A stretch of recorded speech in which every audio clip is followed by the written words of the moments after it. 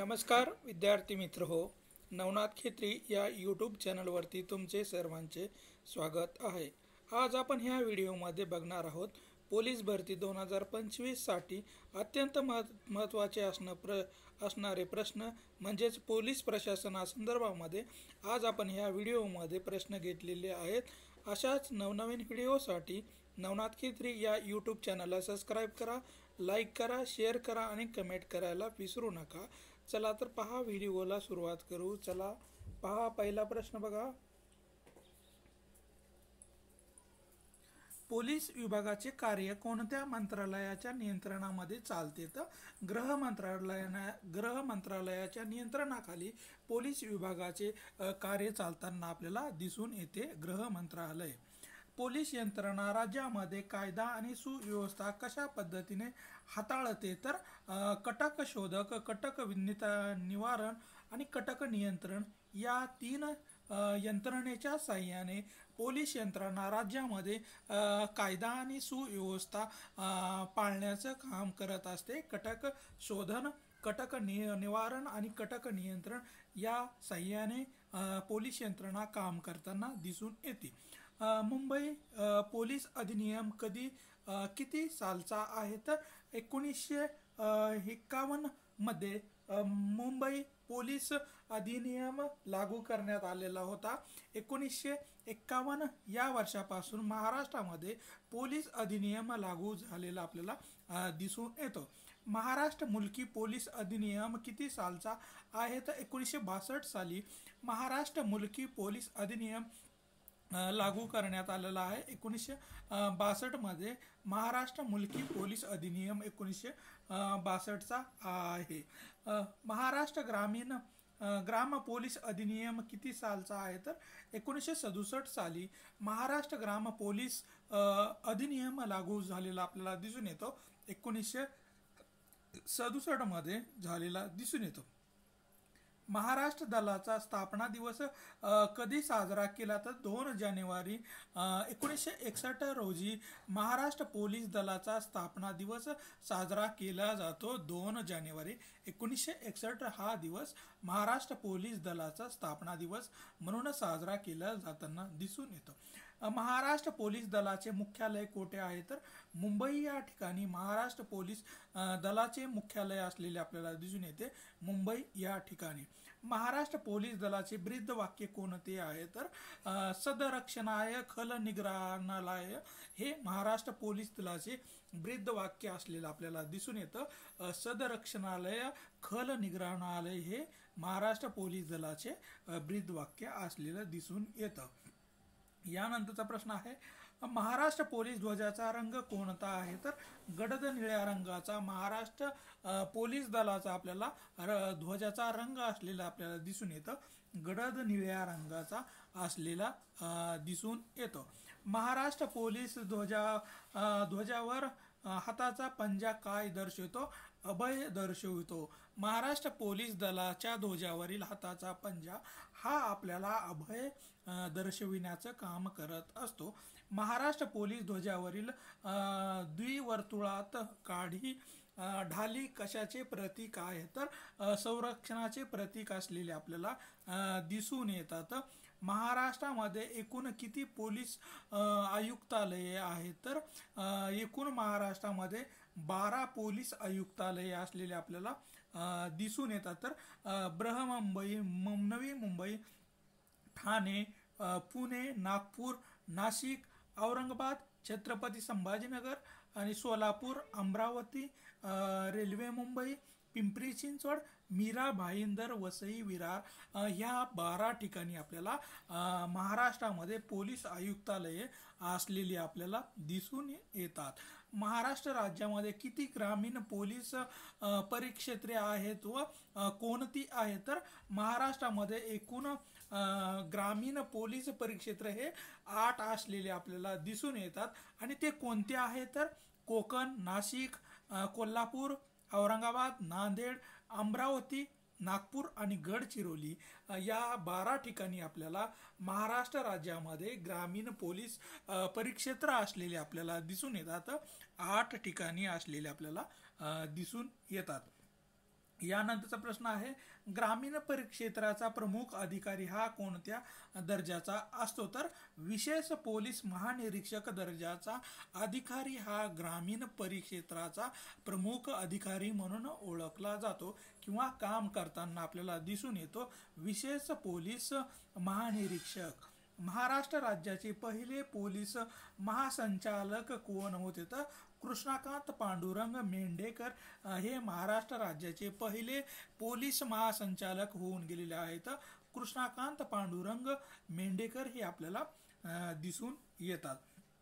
यानंतरचा प्रश्न आहे, पोलीस दलातील सर्वोच्च पद कोणते आहे? तर पोलीस महासंचालक हे पोलीस दलातील सर्वोच्च पद असलेले आपल्याला दिसून येते. तर पोलीस दलातील सर्वात खालचे पद कोणते आहे? तर पोलीस अंमलदार हे पोलीस दलातील सर्वात खालचे पद असलेले आपल्याला दिसून येते, पोलीस अंमलदार. महाराष्ट्र पोलीस प्रबोधिनी अकादमी कोठे आहे? तर नाशिक या ठिकाणी महाराष्ट्र पोलीस प्रबोधिनी अकादमी असलेली आपल्याला दिसून येते, नाशिक या ठिकाणी.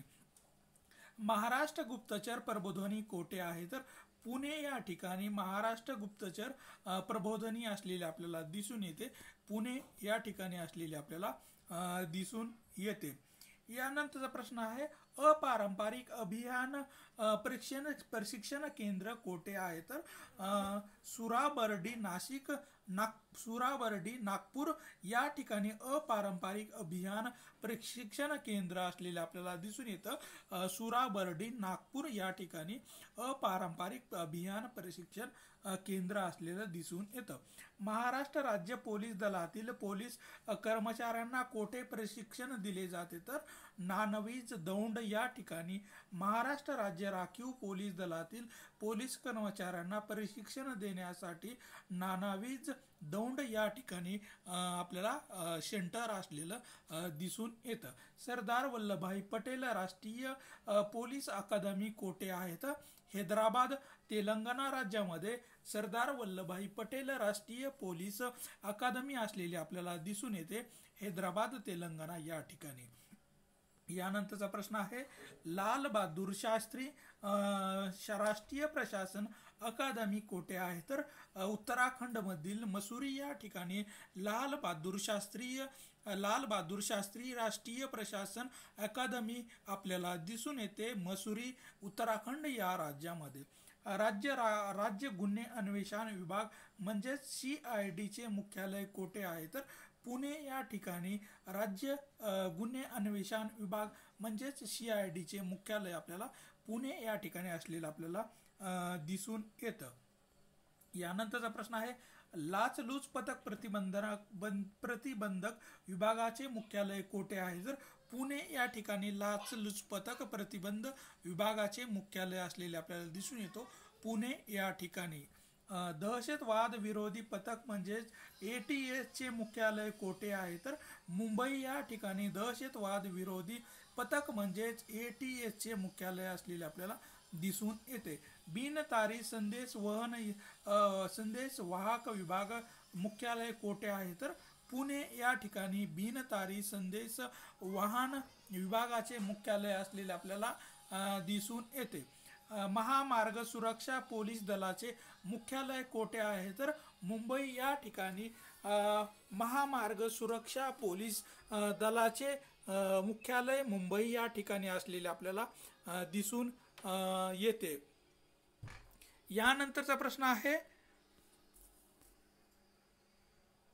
महाराष्ट्र राज्य राखीव पोलीस दलाच्या प्रमुखास काय म्हणतात? तर समादेशक असं म्हटल्या जाते. राज्य राखीव पोलीस दलाच्या प्रमुखास समादेशक असं म्हटल्या जाते. राज्यातील सर्वात पहिले राज्य राखीव पोलीस दलाचे पथक कोठे स्थापन झाले होते?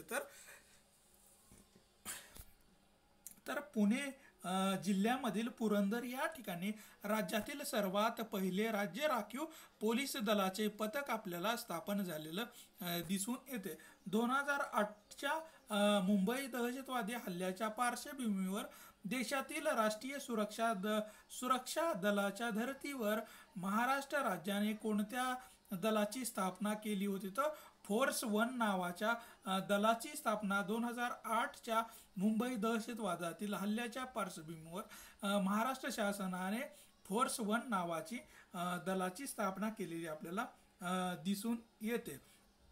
यानंतरचा प्रश्न आहे फोर्स 1 चे मुख्यालय कोठे आहे, तर मुंबई या ठिकाणी फोर्स 1 चे आपल्याला कार्यालय असलेले दिसून येते किंवा मुख्यालय असलेले आपल्याला दिसून येते.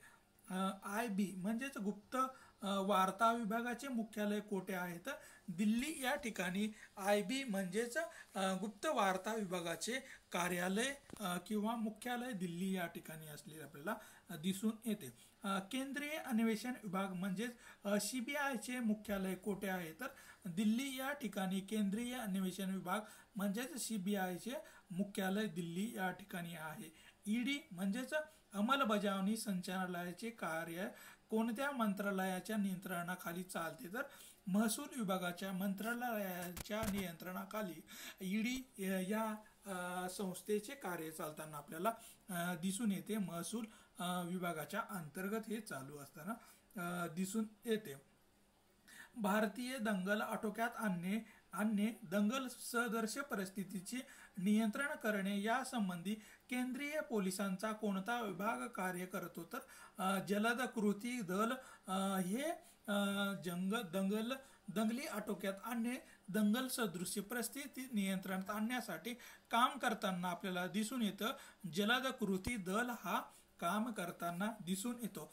राज्यातील तुरुंग प्रशासनाचा मुख्य प्रमुख कोण असतो, तर कारागृह महानिरीक्षक हा राज्यातील तुरुंग प्रशासनाचा प्रमुख असतो. कारागृह महानिरीक्षक हा असतो. महाराष्ट्र पोलीस दलाचे मुखपत्र कोणते आहे, तर दक्षता हे महाराष्ट्र पोलीस दलाचे मुखपत्र असलेले आपल्याला दिसून येते. दक्षता हे होय.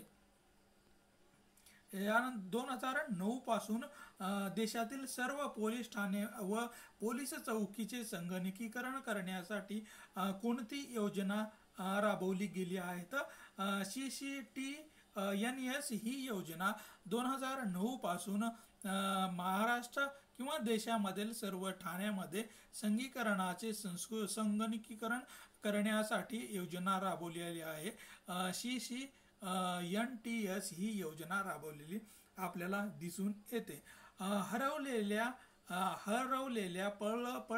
पळवलेल्या किंवा घरातून निघून गेलेल्या लहान मुली तसेच मोठ्या व्यक्ती यांचा शोध घेणे यासाठी महाराष्ट्र पोलिसांची कोणती मोहीम राबवली आहे, तर ऑपरेशन मुस्कान नावाची पळवलेल्या किंवा घरातून निघून गेलेल्या लहान मूल व्यक्ती यांच्यासाठी ही ऑपरेशन मुस्कान नावाची योजना महाराष्ट्र शासनाने सुरू केलेली आपल्याला दिसून येते. नागरी हक्क संरक्षण कायदा कोणत्या वर्षी सहमत करण्यात आलेला आहे, तर 1955 साली नागरी हक्क संरक्षण कायदा अंमलात आणलेला दिसून येतो. मुंबई राज्यामध्ये सर्वप्रथम महिला पोलिसाची नेमणूक केव्हा करण्यात आली होती, तर 1955 मध्ये मुंबई राज्यात प्रथम महिला पोलिसांची नेमणूक करण्यात आलेली होती. 1955 मध्ये करण्यात आलेली होती. राज्य राखीव पोलीस दलाची स्थापना केव्हा झाली होती, तर 6 मार्च 1948 रोजी राज्य राखीव पोलीस दलाची स्थापना करण्यात आलेली होती. 6 मार्च 1948 मध्ये. पोलीस कॉन्स्टेबल हा कोणत्या वर्गाचा शासकीय कर्मचारी आहे, तर वर्ग क या गटामध्ये पोलीस कॉन्स्टेबल या पदाचा कर्मचारी असलेला आपल्याला दिसून येतो. वर्ग क. राष्ट्रीय पोलीस अकादमी कोठे आहे, तर हैदराबाद या ठिकाणी राष्ट्रीय पोलीस अकादमी असलेली आपल्याला दिसून येते. हैदराबाद या ठिकाणी. महाराष्ट्र इंटेलिजन्स अकॅडमी कोठे आहे, तर पुणे या ठिकाणी महाराष्ट्र इंटेलिजन्स अकॅडमी असलेली आपल्याला दिसून येते. पुणे या ठिकाणी. यानंतरचा प्रश्न आहे संघटित गुन्हेगारीवर नियंत्रण ठेवण्यासाठी कोणत्या कायद्याचा वापर केला जातो, तर मोकाका ऍक्ट म्हणजेच मोका हा संघटित गुन्हेगारीवर नियंत्रण ठेवण्यासाठी कायदा केलेला आपल्याला दिसून येतो.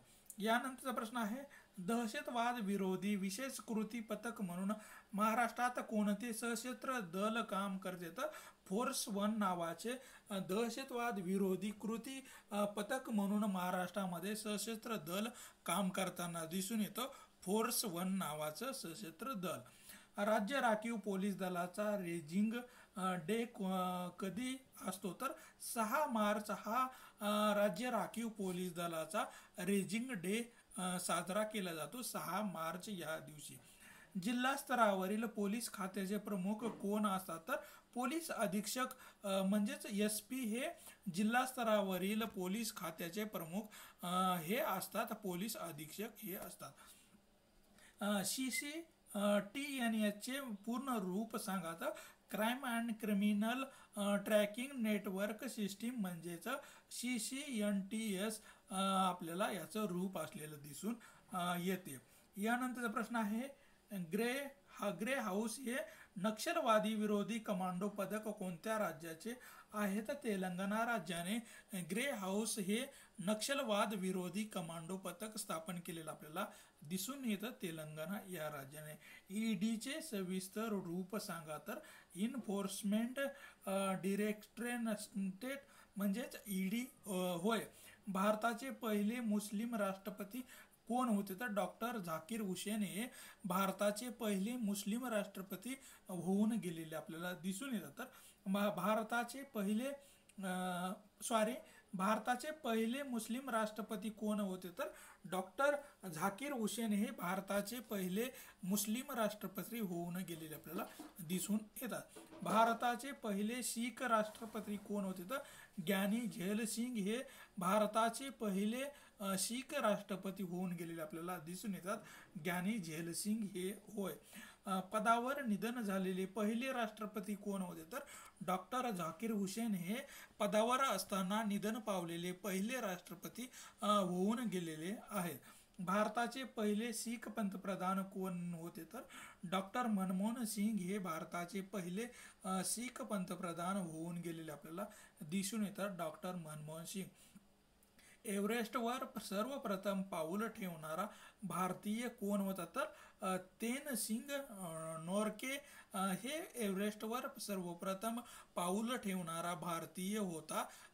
तेनसिंग नोरके हे होते. यानंतरचा प्रश्न आहे भारताचे पहिले उपपंतप्रधान कोण होते? तर सरदार वल्लभभाई पटेल हे भारताचे पहिले उपपंतप्रधान होऊन गेलेले दिसून येतात. भारताचे पहिले उपराष्ट्रपती कोण होते? तर डॉक्टर सर्वपल्ली राधाकृष्ण हे भारताचे पहिले उपराष्ट्रपती होते. डॉक्टर सर्वपल्ली राधाकृष्णन हे. महाराष्ट्रातील पहिले गिधाड अभयारण्य कोणते आहे? तर रायगड या ठिकाणी महाराष्ट्रातील पहिले गिधाड अभयारण्य असलेले आपल्याला दिसून येते. तर माथेरान हे थंड हवेचे ठिकाण कोठे आहे? तर रायगड या ठिकाणी माथेरान हे थंड हवेचं ठिकाण असलेलं आपल्याला दिसून येतं. महाराष्ट्रामध्ये कोणत्या ठिकाणी कुंभमेळा भरतो? तर नाशिक या ठिकाणी महाराष्ट्रामध्ये कुंभमेळा भरला जातो. महाराष्ट्रातील सर्वात मोठे कत्तलखाना कोठे आहे? तर देवनार या ठिकाणी महाराष्ट्रातील सर्वात मोठा कत्तलखाना असलेला आपल्याला दिसून येतो. देवनार या ठिकाणी. लोकसभेचे पहिले सभापती कोण होते? तर गवा माळवणकर हे लोकसभेचे पहिले सभापती होऊन गेलेले आहेत. गोवा माळवणकर हे आपल्याला दिसून येतात. अंड्यामध्ये प्रथिनाचे प्रमाण किती टक्के असते? तर 13% हे अंड्यामध्ये प्रथिनाचे प्रमाण असलेले आपल्याला दिसून येते. 13%. अंटार्क्टिकावर जाणारी पहिली भारतीय महिला कोण आहे? तर मेहर मूस ही अंटार्क्टिकावर जाणारी पहिली भारतीय महिला ठरलेली दिसून येते. मेहर मूस ही होय. भारतातील पहिली महिला व्यंगचित्रकार कोण आहेत? मंजुळा पद्मनाथम या भारतातील पहिल्या महिला व्यंगचित्रकार म्हणून ओळखल्या जातात. मंजुळा पद्मनाभम. भारतातील पहिली महिला क्रिकेट कर्णधार कोण होती? तर अंजुम चोप्रा ही भारतातील पहिली महिला क्रिकेट कर्णधार होऊन गेलेली आहे. अंजुम चोप्रा होय. भारतातील पहिले वर्तमानपत्र कोणते आहे तर द बेंगल गॅजेट हे भारतातील पहिले वर्तमानपत्र होते, द बेंगल गॅजेट. भारतातील पहिली टपाल कचेरी कोणती होती तर कोलकाता ही भारतातील पहिली टपाल कचेरी असलेली आपल्याला दिसून येते. भारतातील सर्वात पहिली रेल्वे कुठे धावली होती तर मुंबई ते ठाणे या महामार्गावर भारतातील सर्वात पहिली रेल्वे धावलेली होते, मुंबई ते ठाणे या दरम्यान. भारतातील सर्वात पहिला मूकपट कोणता होता तर राजा हरिश्चंद्र हा भारतातील सर्वात पहिला मूकपट असलेला आपल्याला दिसून येतो, राजा हरिश्चंद्र होय. भारतातील सर्वात पहिला बोलपट कोणता आहे तर आलम आरा हा भारतातील सर्वात पहिला बोलपट असलेला आपल्याला दिसून येतो, आलम आरा हा होय. भारतातील सर्वात पहिला मराठी बोलपट कोणता होता तर अयोध्येचा राजा हा भारतातील सर्वात पहिला मराठी बोलचित्रपट ठरलेला आपल्याला दिसून येतो, अयोध्येचा राजा हा. भारतातील सर्वात पहिले दूरदर्शन केंद्र कोणते आहे तर दिल्ली हे भारतातील सर्वात पहिले दूरदर्शन केंद्र असलेले आपल्याला दिसून येते, दिल्ली या ठिकाणी. भारतातील सर्वात पहिले आकाशवाणी केंद्र कोणतं आहे तर मुंबई हे भारतातील सर्वात पहिले आकाशवाणी केंद्र मुंबई या ठिकाणी आपल्याला असलेलं कार्यरत असलेलं आपल्याला दिसून येतं.